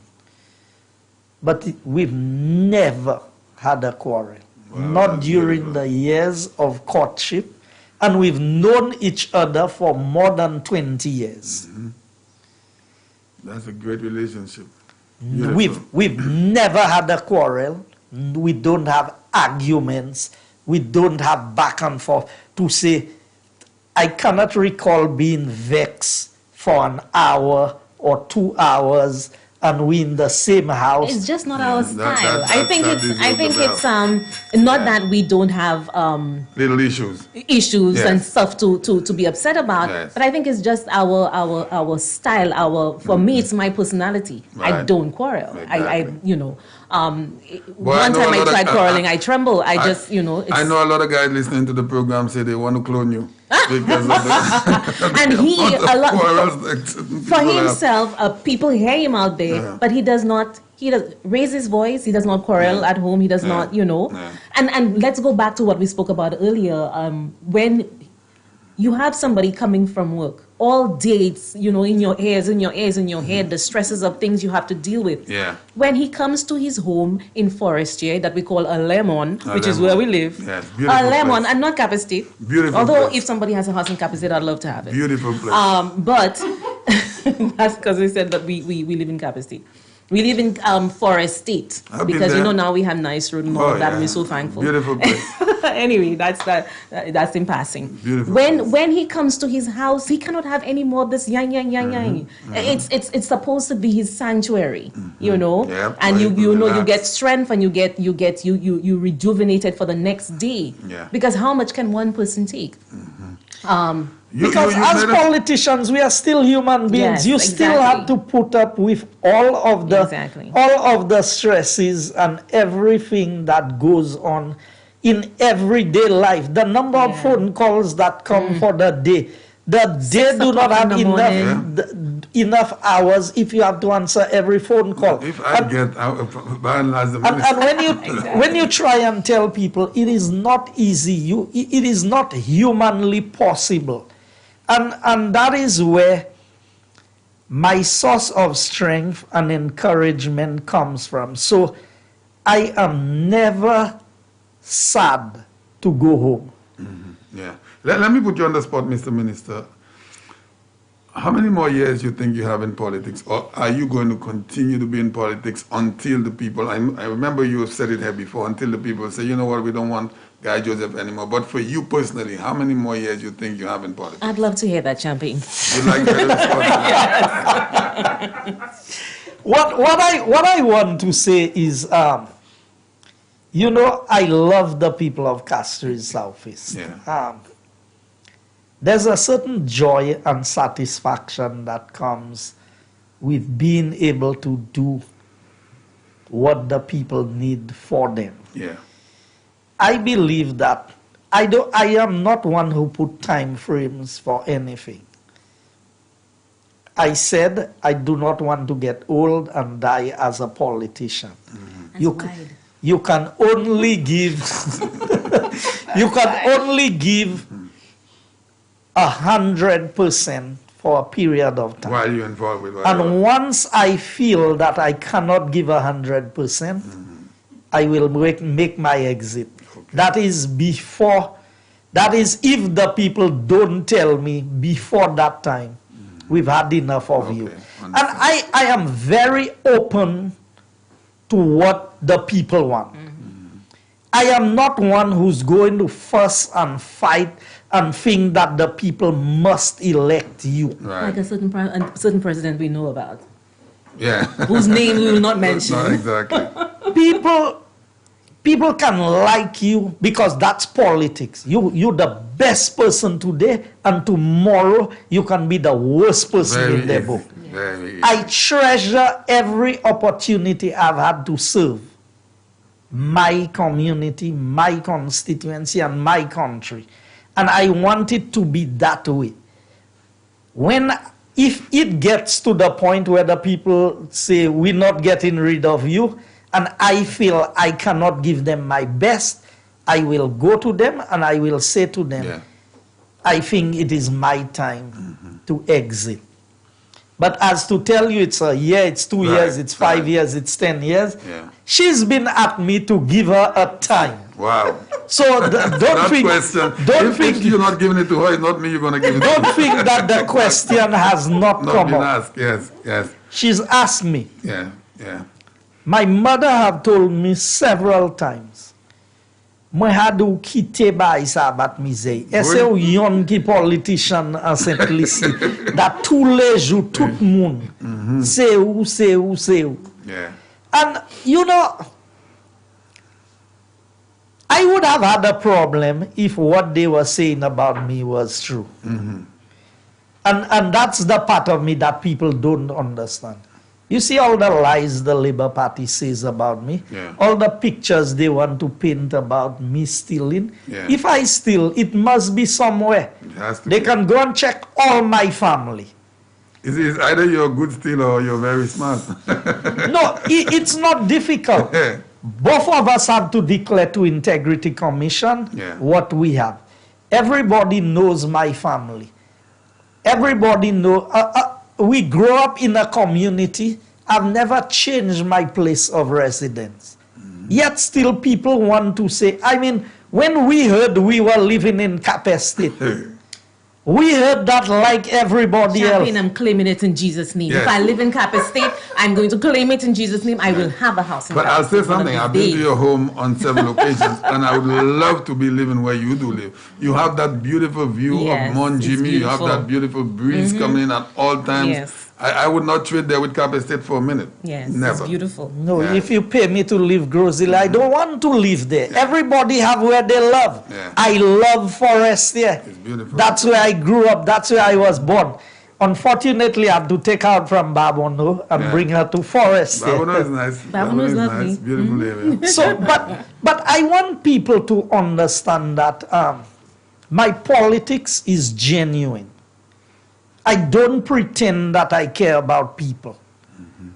For me, I don't want to pretend with people for me to get their vote.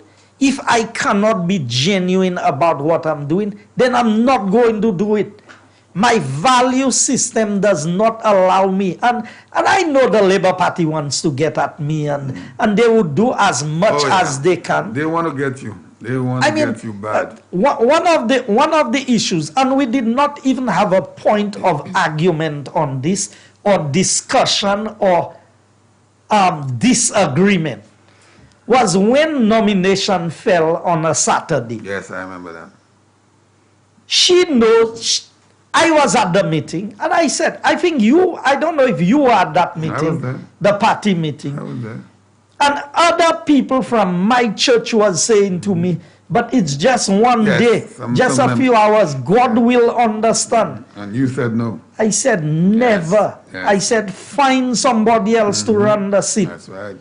And you know, I'm learning.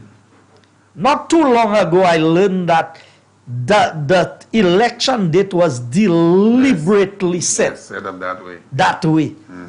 Just so that I could be out of the equation. And there are other people who come and claim. Now, that doesn't make me a better person than other people. So I don't ever want people to interpret that because I did not go and nominate on a Saturday, there may be other things that I do that other people don't do. So I'm not putting myself in a bracket. But as a Seventh-day Adventist, there are certain value systems. There are certain things that we stand for. There are certain things that identifies us. And one of them is the observance of Sabbath. Mr. Minister, And allow me to say, no matter what anybody would tell me, there are people who have left the Adventist church. They would be out there. They're living in a house with somebody. They're not married. They drink. They do everything. They live anyhow. But don't ask them to work on a Saturday. They will not. Now, that doesn't mean that they are better than other people. But there are certain value systems. And I could not ask people in my family to do one thing. And I've said it in Parliament, and I will say it here. Because when my niece, we had paid for school for her, I didn't dream of being in government. She went to Plattsburgh University in upstate New York. And she had an exam to do on a Saturday. And she called me. And she said, that's the only day she has to do the exam. So I tell her, but you cannot do the exam on a Saturday. Wow. That's what we've stood for. That's how we've lived. These are the value systems by which, if God cannot deliver you from that, then what is it? She said, but there's no other way. I tell her, you know what? Write to the school and tell them you cannot do it. And she did, and they allowed her to do the exam on another day. Wow. It was a state exam that she had to do. Yes. And then, so when my turn came now, my turn is you're going to be elected as a member of Parliament. You've served the term, your next term is coming up. You'll qualify for your pension if you win that. A lot was riding on it. Yes. It was not just, and I was willing. And I'd made up my mind. There's nothing that would make me go and get nominated on that day. Because for me, if I had done that, I was betraying everything that God had done for me before. And so I said I wasn't doing it. And I did not do it. They tell me, oh, but people nominated you in absentia. Yes, because that could have been done. And the branch took it on their own. They said, we are going to go and nominate you. The only way it could have happened, I had to be out of the island, so I left the island so that it could have happened. And I am saying this to make a point. I am not in this thing, and it's not by accident that I did not do anything to be caught in government. It's not by accident that, because I didn't know anything about government, all my life was in private sector. You run elections, they give you a ministry, no orientation, nothing. Nobody to tell you that's how to do it and that's how. You just put into a ministry and you have a whole department of government on your account with one of the biggest budgets to run the affairs of that department.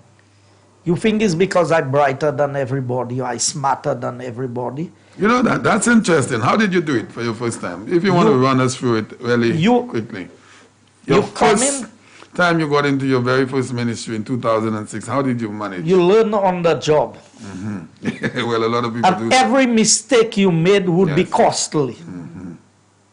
The mistakes you would make would either, it could break you, it could destroy you permanently. But you see, you have to have a value system by which you operate. So I say politics don't make people corrupt. If you have corruption in you already, politics gives you a greater opportunity to be more corrupt. I believe that. But if you're not corrupt, if you have a value system by which you operate, once you come in there, and she's a writer, she's a publisher, she has published books, books that are used in universities. I've told her, I need to write a book. I need to write a book about my own experiences, about what has transpired. Because the things that I have been offered in government that I have not taken. And don't think all politicians get offered things. Don't think we don't get offers. It is what is your value system and what you are willing to do and what you are not willing to do. And that's why I tell them, I don't make deals with people. The only people I can make deal with is the people I represent. And so I don't owe no businessman nothing in St. Lucia. I don't owe no contractor nothing. You know what? The people I owe are the people who vote for me in Castries Southeast. That is where my loyalty is to these people. And what you owe them is a better way of living. And that is what I work to do every single day for them. And I have a wife here. I would never do things to embarrass her. I have brothers and sisters. I would not do things to embarrass them. So yes, we are accused of a lot of things. She is accused in the process. I could imagine her and your mother speaking to another friend of us saying, Moza, last diti boila, ki teba guy salat, most times when I go and visit her, she would tell me, why you think you say that, Mr. Minister? Because you would have to understand that a mother listening to these things, I cannot imagine. For me, that's nothing. But I know for them, it affects them more than it affects me. And you know, they make songs and they say this and they say that. And you see the people who do that. These are the people who make the most deals in government, you know. Some of them get paid to come into government. Some of them get paid to leave. Some of them get paid by the government and they get paid by other people. But they want to look at me. I can tell them, nobody owns me. Because anything they have to offer, you can keep your stuff. And that's why I said it's only in a book I can write it. I can write the things that have, because it is not appropriate for me to come on a program and say this. And people will tell you, oh, c'est ça I did because c'est ça nous pas savent ça ou fait. They said I had a farm in Canada. They said I had some relative who died. I claim it. I claim it. In the name of Jesus, I claim it. So if there's a farm in Canada in our future, brother, I'm looking forward to it. Imagine, up to now, I don't even have a visa for Canada. Even as a minister of government. We should work on it. I don't have a, because I'm just saying to you, but people choose to say all of these things. One time I said, oh, if I could open 10 schools for my wife, I would. She's an educator by profession. Through her hard work, a university was established in St. Lucia. And you see, when we work against ourselves as a country, so here's what happened. More than maybe 80-something people graduated overall with degrees. 100. Over 100 at bachelor's and master's level. None of these people, the government didn't have to give them study leave with pay for them to go overseas and study, because the school was established right here and they had a flexible program that allowed them to come to class after the regular teaching hours or the regular work hours. But you see, we work against ourselves. So right now, for you to go to Lynchburg College, which offers special tuition rates, I mean, you could get a master's degree for about 30,000 EC dollars with one of the highest accredited schools in the US. But you know what? They figure out that there's something to benefit and somebody's getting some benefit from this. And so you get the fight. And when the people looked at running the school here, they said, look here, it is costing us more to run the school in St. Lucia than we are making. And then you want to bring the school into disrepute, a school with such an impeccable reputation. You think I could ever own a Lynchburg College? The school is actually 100 years old. Wow. Well, no, right now it's 106, thereabout years old. Wow. So, Yeah. you know, I am not even It was 100. established in 1903. 1901. 19 in either 1901 or 1903. Yeah. We were not but born at that nevertheless, time. that's over 100 years. We were not Yeah. born yet. You understand? And this is a school that does not operate for profit. It's a not-for-profit entity in the US. And then we had that school operating here and people want to talk. And I mean, you think the two of us could own a school? And anybody can go and Google the level of accreditation. She was the one who sat with the people when the school came to be accredited. People don't even fully understand what accreditation is in St. Lucia. They think that because you get a license to operate a school, it's the same as accreditation. No. Maybe you can just highlight a little bit about Doctor, accreditation. give us, inspire us tonight. Give us some education. Okay, so when you look to get an institution or a program accredited, it's not just somebody getting a license in hand. There are standards that you're supposed to meet. And a lot of times in the US, those standards are extremely rigorous. Wow. For example, when Lynchburg College was to be, yes, the college was already accredited in the US, but they had to accredit this offshore location. So and it's not being done by the school itself. It's from outside entities. So those entities come in, they have to come in. Of course, you have to pay their lodging, you have to pay their food and everything. And they're there and they're not asking you questions.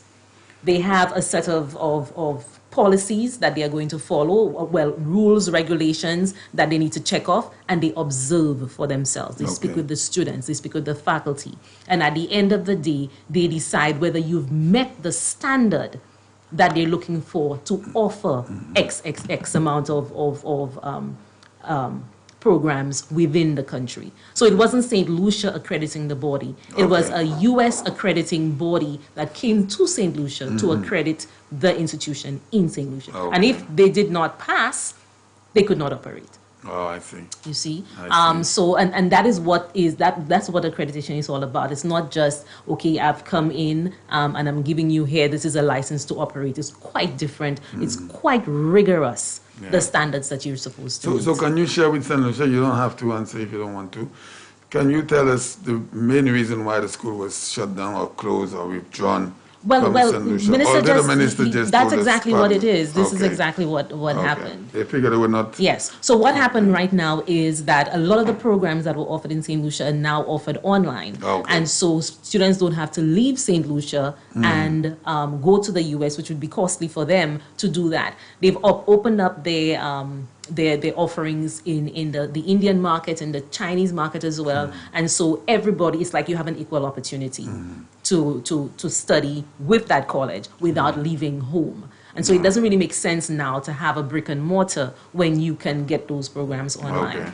If you were made an offer to be the dean of this, have university, so after college on the month. Would you accept?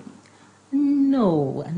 Is It's it because is it based on money, or is it, or you just don't want to get involved with the controversy, saying that you got it because you're the minister's wife? Is that what it is? That is not a direction that I'd like to go in my life All right right, understand. Understand. You know, yes. All right, yes. I I understand. have other plans. I understand. Yes. All right. Well, all right, Sanusha. Well, tonight we have taken a lot of time and we're having a beautiful program. Mr. Minister, can we open the lines? Or Yeah, you are can we open taking the calls? lines. Yeah, It's we a can special take a few program. calls. We can take All calls. right, so we're going up to 10:30 as always. Yes. All right, so Sanusha, we're going to open up the lines. You could also call us on our WhatsApp number. It is 485-0931, but we do have a little issue with it, but you could still call me here, so I'm going to put it next to the microphone when you do call. 456-0931 is our landline number. If you'd like to call in and ask the minister or his wife any of what you have heard tonight concerning what you have heard tonight as a matter in regards to nutrition, in regards to politics, whatever you'd like to ask, you could give us a call. Beautiful evening to you. Hello. Good evening to you. Hello. Good evening to you. Yeah, Sparkling. Yes, darling. How are you? Good evening. I'm good. Good night, my favorite minister. Good night. How are you, Dudu? I'm doing very well tonight. I'm doing Great much better God. than all the other nights because I have somebody very special sitting next to me. Good night, Dr. Wendy Joseph. Good night. My Good night. Good favorite evening to minister you. wife. Also his guardian angel. Good evening. How are you, lover?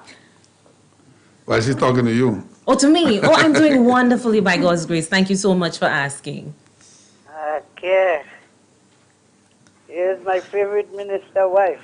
Aha. Why is he your favorite Also minister? his guardian angel. I am. Okay. Okay.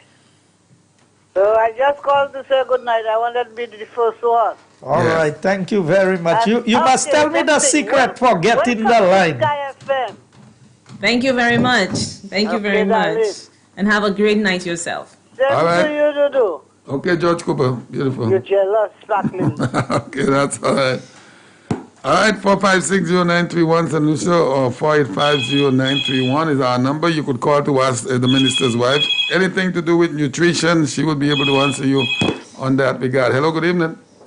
Hello, Brother Champagne. Good evening, sir. Bonsoir, bonsoir. Bonsoir. Bonsoir, Mr. Guy. Bonsoir, Madame. Bonsoir. Bonsoir. Yeah. Brother Champagne. Oui, Badna. Où ça, oui, mais la madame n'a pas là. Si tu es venu pour bailler là, tu as dit madame n'a pas oui, mais ça, au mot. Oh, badi Moi, moi, je dis- oh, badi moi, Moi, vin je point. suis bouteille, moi, tête, moi. Oh, oui, Kelly, où qui là? Moi, je suis venu pour bailler là, tout ce oui, mais ça, tu as dit madame n'a pas puis moi, même oui, mais ça, en bouteille, moi. Gars, ça, bon. c'est juste ça, importe la panier, rien, mais ça just descend like parfait en dollar. So, moi, quand nous, quand le moi descend. Because, tu me dis, Oui. oui, mais là, ni sorti, c'est papaye, après ça, viniga, l'ail, le coco. Maman. Toute qualité, cannelle. Oui. Toute qualité, là, moi, je finis pour d'abord 2 semaines pour le code de porter moi. Oui, où te dit moi ça, oui. Oui, because, la madame l'a fini la manière bouteille, moi, seul dans la manière de réussir au miel. Bon, ou quand moi, j'ai dit. Soit manière vine point, J'ai dit si Dieu voulait, ou quand moi. soit manière, c'est important. Ok, Badna, moi content ça. So, ça madame n'a pas dit là, tout ça il a dit c'est bail qui bon pour nous. Mais moi, ni bouteille, moi. Oui. Moi, je sais là, moi, pas manière de réussir au C'est miel. au miel, oui. So has it worked for anybody? Oui, le cas pour moi, Ah, c'est ça bon. pourquoi moi, même, m'a fait, ben, moun. Okay, Oui. okay. Oui. Okay. Oui. Ah bon. Moi, si cela me dit ça, je n'ai pas la faire, ça, même si l'autre monde va aider. Oui, Badna, merci Anchai. J'ai dit si Dieu voulait.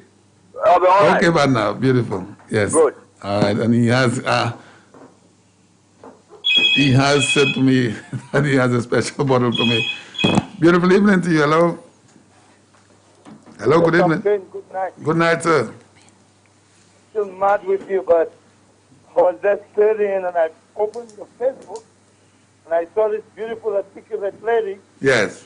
and I'm very impressed. You know, I'm just an observer, so I'm going to make my show about her later tonight. But just want to say, Guys doing a good job coming there. And I have warned these people, you all need to explain to the public this is what you're doing. You all don't come out, they will spoil your name day in, day out. So great job, and I'm so impressed. Education, education, education. That is so important. Yes. Try to get a little bit more over here because people can figure things out for themselves. Not just what they hear on the news, what you say, what Christopher say, what. That's important. Come on at my little piece. But guy, you know the guys don't like you, so I ain't gonna push you. You already know you're winning your shit. So that's it. Thank you. All right, beautiful. 4560931 is our number. You could call into the program, or you could also call us on 485, our WhatsApp number, 456-485-0931. Beautiful evening to you. Hello. Hello, Good evening, sir. Mr. Champagne. Yes, sir. Good evening. I want you to know this is past my bedtime. It is, huh? Oh, Mr. Wayne. Mr. Wayne, I recognize the voice. How are you, sir? And I've been calling and calling and calling. You seem to have no means of accepting any calls except at the official hour. Oh, yeah. Well, at the moment, we had the lines all turned off. Our apologies on that. You should have, Shame on you. you should have told me you wanted to call earlier. I'd be happy to How would I reserve. know how would I know if I want to call you? I'm calling early. I'm calling tonight because I see you pull the heavy artillery out. That's why I'm calling. Okay. Pull out I'm real cool tonight. Yes, yes. The heavyweight. The heavyweights are there. All right, I'm done with you now. Yes, sir. Go ahead. Yes. I want to first of all address the minister. So, Guy, all this time, I'm figuring the lady was flawed by your good looks and your telegenic stuff and everything else. And tonight you confess to the whole world you married Wendy for her money.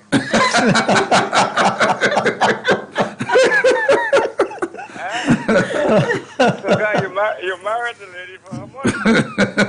No, but I married her for a lot more than that. Now, Rick, I'm a bit disappointed. That's my 17th program. And that's the first time you call in. And it's because when the other program you call in. You know that. That's not a secret. That wouldn't be a secret at all. But on a more serious note, I really was fascinated by what Wendy was saying about the medicals earlier on. Because most of what she said there, especially over the how you call it, over the basin with the steam thing, what do you call it? Yeah, the mint. Was it mint you said? Yeah. Peppermint. Yeah. I've known that Peppermint. for quite a while. Peppermint. And she basically talked about what I would call old time medicine. Yes. But they never stop being good for clearing your lungs and so on and so on. I'm a little surprised that she didn't talk about the Guiana-Barthé because Guiana-Barthé cures everything. Yeah. You know? Yes. So Yeah, easy. I didn't know you were so much into medicine, Wendy. I am a medical missionary. So, Oh, yes. I didn't know. My apologies again. Oh, that's And fine. how can guys fast for 7 days? How can... Well, you see, she would not tell you, but she did for 14 days. I did 7. She did double the time that I did. See, I like to use him as my guinea pig because I'm doing it and you're eating steak, you're eating all sorts of stuff. Like, do it too, and it's going to help you. So he did it. I was very happy, so it was a sort of source of moral support for me. No, Yeah. but I always see the politics in it. So get ready tomorrow, guy, to hear your detractors telling you that you can afford to fast for 7 days, but they can't eat for 2 days. That is the politics we have right now. We have to be very, very careful about everything you say, and you gotta say, and you have to explain it in advance because of what you anticipate. Are you guys hearing me at all? Oh, yeah, Yes, we yeah. are. Oh, yeah, we are hearing you loud and clear, Rick. And you are very much on point. And that issue of the fasting happened about 2 years ago or more than that. More than 2 years. Yeah, Yeah. about 2 years ago. So, But about the immune system, I mean, I want to say that seriously. It's very difficult to talk to you guys seriously, but I want to say seriously. I have never been sick in my 100 years. As you know, I have a bad back, okay? But I've never been sick in 100 years. I've also not had to take any doctor's medicine or anything like that. So I've been very lucky. And when people suggest things to me now, I say, well, whatever I've been doing has kept me fine right up to this minute. So why should I make changes? Yeah. Including, Wendy, that I should be drinking a lot more water than I do. Yes. Yeah. Yes. But I've always drank water when I'm thirsty. Right. And I often wonder what people did before they had bottled water. So that everywhere they went, they took a sip of water, I mean, I grew up drinking water when I was thirsty. Yeah. Even when I was working out and I saw guys drinking bottles of water, I drank after I worked out. Now, I'm not saying this is necessarily the best thing to do because you can get dehydrated, you sweat, and so on. But my point is I've managed to get as far as this, never been sick, etc. I've also been very, very careful. Well, you know, my whole life is an exercise. I'm not doing so much now. And eating properly. That's key. That is key. So what happens to people with weak immune systems? And people with weak immune systems can't very well be undertaking fast. Would I be right on that? I missed the last part. Weak immune systems would not be able to People with fast. Poor immune systems, it wouldn't be advisable for them to go on any fasting. That's a great question. Fasting is not for everybody. For example, you know, like I wouldn't advise pregnant ladies to fast. I wouldn't advise, but there is merit in, for example, if somebody, and that is going against a lot of conventional wisdom. I say wisdom because it's conventional. But when you look back, according to what we believe as medical missionaries, there are times that the body is overtaxed, especially the digestive system, and you need to give it a rest. There are times have you ever seen a dog? When a dog is ill, what is the first thing that the dog does? Yeah, they nibble on herbs and stuff like that. Yes, sometimes. and they fast. Yeah. They don't eat. You will put the best food in front of them, they will not eat. Wow. They are more innate. They have There's a lot of things that dogs don't do and guys do. Well, okay, so then let's look at the baby. If a baby is not feeling well, the mother will put the bottle in his or her face and he or she will keep turning the head. The baby is more in tune with their body than we are. We've insulted the body so much in the life that we have that we don't even know now what is innate for us. So there are times... But the body also reacts to stuff that it doesn't agree with. I mean, you feel nauseous. Yes, yes. And you know, especially if I eat something or I overeat or whatever, my body reacts immediately. I don't want to stay too long. But another point that I think Guy rose is the matter of drinking hot water, hot enough that you can tolerate it. Early in the morning, as your first drink in the morning. I've never done it, but I've seen it advised. You all have a delay thing on there?